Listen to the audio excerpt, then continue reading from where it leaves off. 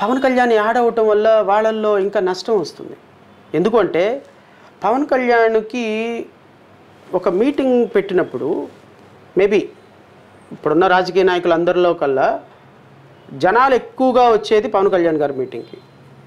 ఈ జనాలు ఎక్కువగా ఎప్పుడు వస్తారు అంటే శ్రీకాకుళంలో మీటింగ్ పెడితే 26 జిల్లాల్లో ఉన్నటువంటి రాజకీయ జన సైనికులందరూ కూడా శ్రీకాకుళం వెళ్తారు.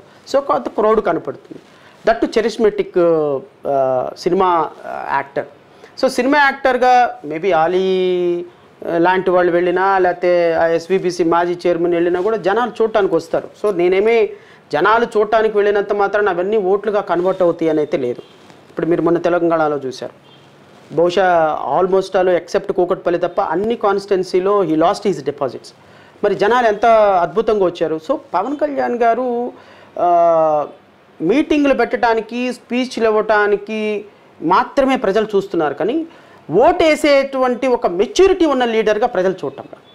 నేను మొన్న ఏదో సర్వే చూసా, 6% నుంచి 11%కి వచ్చినాయి అని. నేను అనుకుంటాను రేపు 6% కూడా రావటం కష్టం పవన్ కళ్యాణ్ గారికి.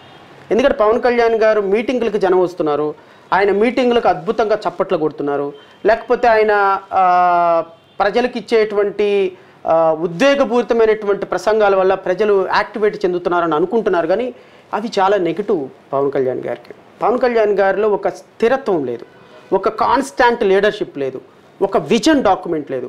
ఇప్పుడు నేను ఒక ఉదాహరణ చెప్తా. వాలంటీర్ల మీద ఆయన ఈ వాలంటీర్లందరూ కూడా పిల్లలందరినీ తీసుకుని వెళ్ళి ప్రాస్టిట్యూషన్లోకి ప్రాస్టిట్యూట్గా మారుస్తున్నారు అండ్ ఉమెన్ ట్రాఫికింగ్ చేస్తున్నారు అని అన్నారు. తర్వాత దాని మీద ఏమైనా స్టాండ్ అయ్యారా ఆయన? తర్వాత ఆ వాలంటీర్స్ మీద ఆ వర్డ్ స్టాండ్ అయ్యారా? దాని మీద ఏమైనా ప్లాన్ ఆఫ్ యాక్షన్ చెప్పారు?